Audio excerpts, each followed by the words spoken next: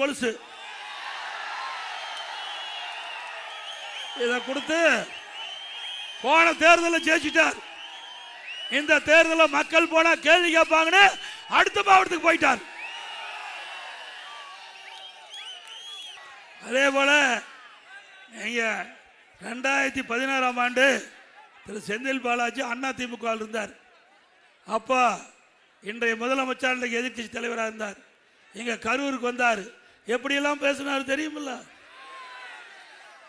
எப்படியெல்லாம் இந்த செந்தில் பாலாஜி வறுத்து எடுத்தார் தெரியுமில்ல? இன்றைக்கு என்ன சொல்றாரு? கோடு போட்டா ரோடு போடுவாராம். கோடு போட்டா அந்த ரோடுலயும் ஊழல் செய்தவர் தான் இந்த செந்தில் பாலாஜி. அந்த ரோடுலயும் இன்றைக்கு அதிகாரி மீது வழக்கு பதிவு செஞ்சிருக்கு.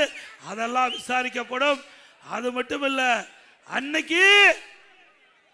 அன்னைக்கு திரு ஸ்டாலின் பேசுறது நல்ல வாய். இன்னைக்கு நீங்களே முடிவு பண்ணிக்க.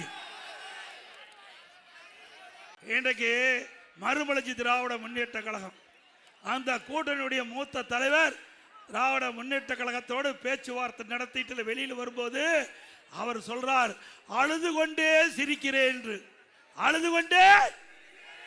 அப்படிப்பட்ட கூட்டணி திமுக தலைமையிலே அமைக்கப்பட்ட கூட்டணி. அவர் என்ன பாசத்தோட கூட்டணி வச்சிருக்கிறாங்க. நான் அப்பவே சொன்னேன், நாங்களாம் எதிர்கட்சி வரிசையில் வந்திருக்கிறோம். எங்களோட தான் கம்யூனிஸ்ட் கட்சி அமைந்திருக்குது, காங்கிரஸ் கட்சி அமைஞ்சிருக்குது, அப்புறம் விடுதலை சிறுத்தை கட்சி அமைஞ்சிருக்குது.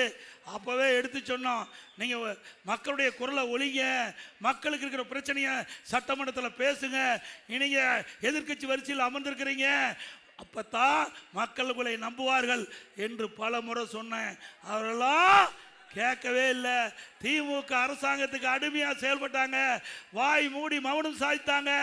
அதற்கு இந்த திமுக அரசை தாங்கி பிடித்துக் கொண்டிருந்தார்கள்.